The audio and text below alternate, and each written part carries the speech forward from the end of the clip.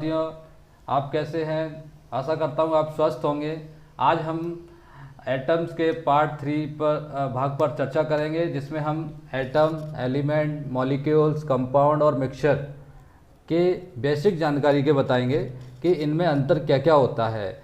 कभी क्या होता है कि हम केमिस्ट्री पढ़ते तो हैं, लेकिन हमें इनमें बेसिक अंतर समझ में नहीं आता कि इसमें बेसिक अंतर है क्या। एटम्स, एलिमेंट, मॉलिक्यूल में बेसिक अंतर क्या, तो इस पर हम आज चर्चा करेंगे।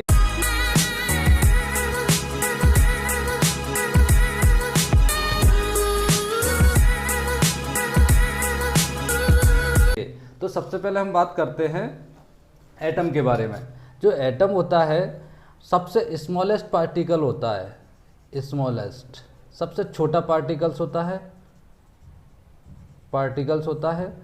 इसकी डेफिनेशन हमने पढ़ी है, जो पिछले वाले भाग थे उसमें जॉल डाल्टन थ्योरी थी, और आपका लेवोजियर उनने और प्रोस्ट ने उनने बताया था कि एटम्स को हम डिवाइड करते जाएं और सबसे लास्ट में, मतलब पार्टिकल्स को डिवाइड करते जाएं और सबसे लास्ट में जो बचता है उसको उन्होंने नाम दिया था परमाणु। ठीक है ना। इसको हम जैसे कि कोई भी इसको हम दर्शाने का तरीका क्या होता है, जैसे हाइड्रोजन है तो हाइड्रोजन का जो एटम होगा वो एस से ही हम दर्शाएंगे। अगर ऑक्सीजन का है तो ऑक्सीजन ओ से दर्शाएंगे, अगर नाइट्रोजन का है तो एन से दर्शाएंगे। अगर हम बात करते हैं कि जो एटम होता है वो स्वतंत्र अवस्था में नहीं रह सकता है। स्वतंत्र यानी कि अगर स्टेबल नहीं रहता, ये स्टेबल नहीं है, मतलब एटम है तो लेकिन स्टेबल नहीं है, ये इसको किसी न किसी सहारे की आवश्यकता होती है। ठीक है ना। अगर अपन हाइड्रोजन की बात करें, ऑक्सीजन की बात करें, नाइट्रोजन की बात करें, तो इनके जो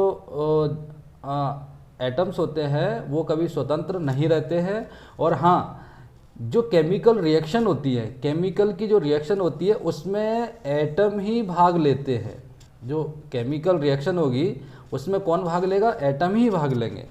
इसका जो एटम होता है, एटम के मुख्यतः 3 पार्ट्स होते हैं। जैसे कोई एटम है आपका, जैसे एटम है, ये एटम आपका हाइड्रोजन का एटम है, उसके बीच में होता है न्यूक्लियस, जिसे अपन बोलते हैं केंद्रक। अगर हिंदी में बोलें इसको हम बोलेंगे केंद्रक। उस न्यूक्लियस में आपका क्या प्रोटॉन और न्यूट्रॉन पाए जाते हैं, और जो इलेक्ट्रॉन होता है, इलेक्ट्रॉन मतलब 3 पार्ट्स होते हैं। मतलब एटम के कितने पार्ट्स होते हैं? 3 पार्ट्स होते हैं। एक होता है आपका इलेक्ट्रॉन, न्यूट्रॉन और प्रोटॉन। ठीक है ना। न्यूट्रॉन प्रोटॉन होता है, जो आपका न्यूट्रॉन होता है उदासीन होता है, प्रोटॉन आपका होता है जो आपका पॉजिटिव होता है, और जो आपका इलेक्ट्रॉन होता है वो नेगेटिव होता है, वो एटम के अंदर पाया जाता है। ये इसकी बेसिक जानकारी है। अगर हम बात करेंगे एलिमेंट की अपन बात करते हैं, तो एलिमेंट में क्या रहता है, जो एटम का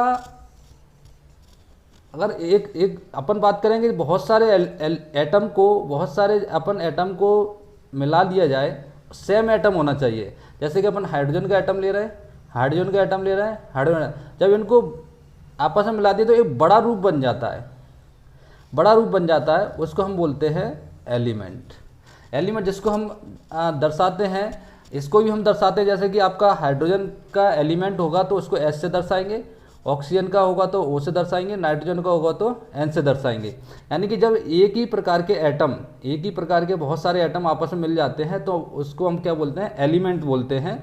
ऑक्सीजन के बहुत सारे, जैसे एक ऑक्सीजन इस आपस में मिल जाते हैं तो इसको हम एलिमेंट बोलेंगे, जिसको हम पढ़ा चुके हैं कि जो पीरियडिक टेबल होती है, और जिसको हम कहाँ पे रखते हैं एलिमेंट को हम रखते हैं पीरियडिक जो टेबल हमने समझाई थी आपको, उसमें इसको दर्शाया जाता है। क्योंकि जो इसका ही बड़ा रूप समझ लो, आपका एलिमेंट एटम का ही एक बड़ा रूप होता है, जिसको हम HON इससे दर्शाते हैं। जैसे हाइड्रोजन होता है, दर्शाने का तरीका क्या होता है कि आपने, जैसे हाइड्रोजन होता है, हाइड्रोजन का एलिमेंट होता है, तो इसमें इसका एटॉमिक नंबर होता है, एटॉमिक नंबर यहाँ पे लिखते हैं और एटॉमिक मास यहाँ पे लिखते हैं। जैसे आपका नाइट्रोजन है, एटॉमिक नंबर आपका 7 होता है और एटॉमिक मास कितना होता है? 14 होता है, यानी 14 होता है। तो इसको दर्शाने का तरीका होता है। ठीक है ना। अब इसमें क्या होता है, इसमें आइसोटॉप्स होते हैं, आइसोबार होते हैं, आइसोटॉप्स होते हैं, आइसोबार होते हैं। इसको हम अगले चैप्टर में जब हम और समझाएंगे उसको हम इसको डिटेल से जानेंगे, आइसोटॉप्स और आइसोबार क्या होते हैं। अगर हम बात करें मॉलिक्यूल्स की बात करें तो क्या होता है कि जब एटम दो या दो से अधिक, दो या दो से अधिक, दो या दो से अधिक एटम आपस में मिलते हैं। जैसे कि आपका हाइड्रोजन है, हाइड्रोजन से एटम मिला तो आपका बना है जैसे कि H2, ठीक है ना। ऑक्सीजन का ऑक्सीजन से एटम मिला तो आपका क्या बना, O2 बना। जैसे आपका नाइट्रोजन है, नाइट्रोजन का नाइट्रोजन से मिला तो क्या बना आपका N2। तो ये जो चीज़ होती है इसको हम बोलते हैं मॉलिक्यूल्स। बात समझ में आ गई, पहली बात। दूसरी बात क्या होती है, एटम कभी भी स्वतंत्र अवस्था में नहीं रह सकता, इंडिपेंडेंटली नहीं रह सकता, लेकिन जो मॉलिक्यूल्स होता है वो आपका स्वतंत्र अवस्था में रह सकता है। तीसरी बात, ये कभी भी रासायनिक अभिक्रिया यानी केमिकल रिएक्शन में कभी भी मॉलिक्यूल भाग नहीं लेता है। केमिकल जो रिएक्शन होती है उसमें मॉलिक्यूल कभी भी भाग नहीं लेता है, केवल एटम भाग लेता है केमिकल रिएक्शन में, और आपका मॉलिक्यूल होता है वो कभी भी केमिकल रिएक्शन में भाग नहीं लेता। तो हम समझ गए एटम को दर्शाने का तरीका क्या होता है, मॉलिक्यूल्स को किस तरह दर्शाते हैं, इस तरीके से दर्शाते हैं अपन, ठीक है ना। अब हम बात करते हैं कंपाउंड की। कंपाउंड कैसे दर्शाते हैं, कंपाउंड में क्या होता है, जो आपका कंपाउंड होता है, हाँ और एक और बात, जो आपका मॉलिक्यूल्स होता है कंपाउंड का ही स्मॉलेस्ट पार्ट होता है, स्मॉलेस्ट पार्ट ऑफ कंपाउंड, यानी कि यौगिक, यौगिक इसको हिंदी में बोलते हैं अपन, यौगिक का ही सब छोटा रूप को हम मॉलिक्यूल्स बोलते हैं। ये याद समझ लो, कंपाउंड के स्मॉलेस्ट पार्ट को हम मॉलिक्यूल बोलते हैं। अब इसमें क्या होता है कि जो कंपाउंड होता है, कंपाउंड में कोई भी दो एलिमेंट लिए, जैसे कि हाइड्रोजन ऑक्सीजन, दो एलिमेंट लिए, डिफरेंटेड टाइप के होना चाहिए। एलिमेंट जो आपने लिए हैं वो कैसे होना चाहिए, डिफरेंटेड, मतलब अलग अलग होना चाहिए। एक हमने लिया हाइड्रोजन का, एक लिया हमने ऑक्सीजन का, और मतलब दो ऑक्सीजन के ले लिया अपन ने, दो ऑक्सीजन के ले लिए, और एक अपन ने किसके ले लिया, हाइड्रोजन का ले लिया। अगर इसमें आपस में क्रिया कराएंगे तो जो चीज़ बनती है उसको हम बोलते हैं कंपाउंड। यानी कि जैसे हमने एक बात करी, एक कार्बन का लिया, दो आपने ऑक्सीजन के ले लिए, तो इसमें अगर जब क्रिया कराएंगे तो क्या बनेगा आपका कार्बन डाइऑक्साइड। कार्बन डाइऑक्साइड में तो कार्बन डाइऑक्साइड आपका क्या कहलाएगा, कंपाउंड कहलाएगा। यानी कि जो कंपाउंड होता है उसका एक फिक्स प्रोपोर्शन होता है, एक फिक्स अनुपात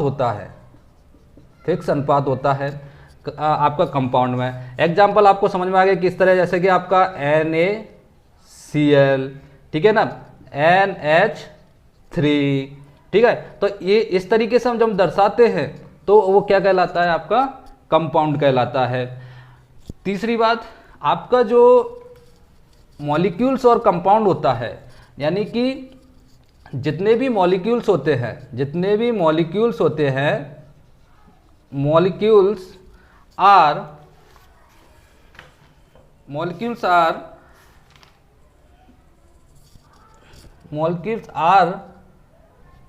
नॉट कंपाउंड,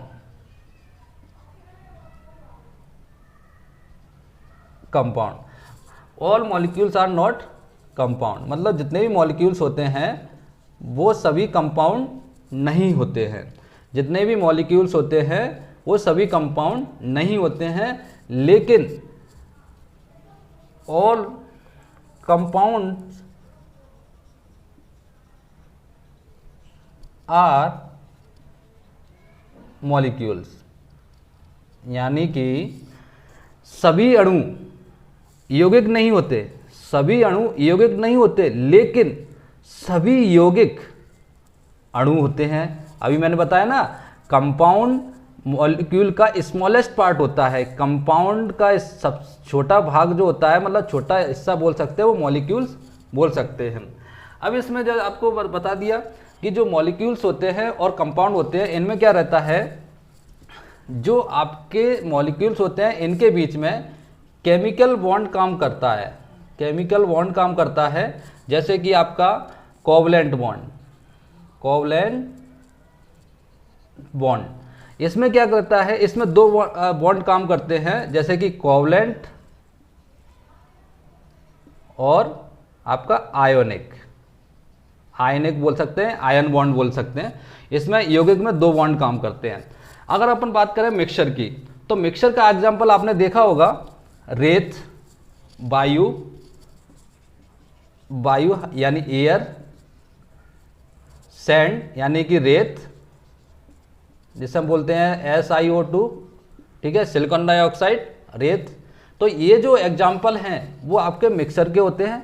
जैसे कि अपन बात करेंगे शुगर, शुगर को जब अपन पानी में मिला दें, कोई अनुपात नहीं है, किसी भी अनुपात में मिला दें, मतलब एक फिक्स कोई इसमें क्या होता है, फिक्स प्रोपोर्शन होता है, कंपाउंड में एक फिक्स अनुपात होता है, लेकिन मिक्सचर में कोई अनुपात नहीं होता है। यानी कि जब दो या दो से अधिक जब एलिमेंट को आपस में मिलाते हैं, और वो किसी भी फिक्स अनुपात में नहीं होना चाहिए, फिक्स प्रोपोर्शन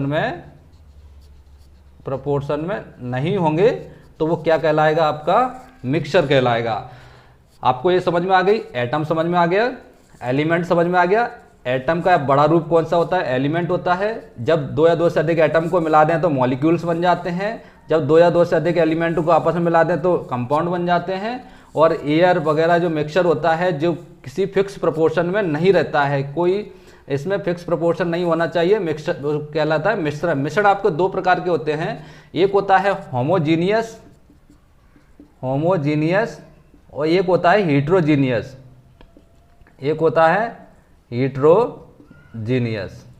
ये इसको हम आगे चर्चा करेंगे। तो आपको ये बेसिक जानकारी बता रही, तीनों में अंतर क्या क्या होता है वो आपको पता लग गए। जैसे कि आपको अगर ये वीडियो आपको पसंद आ गया हो तो इसको सब्सक्राइब जरूर करना।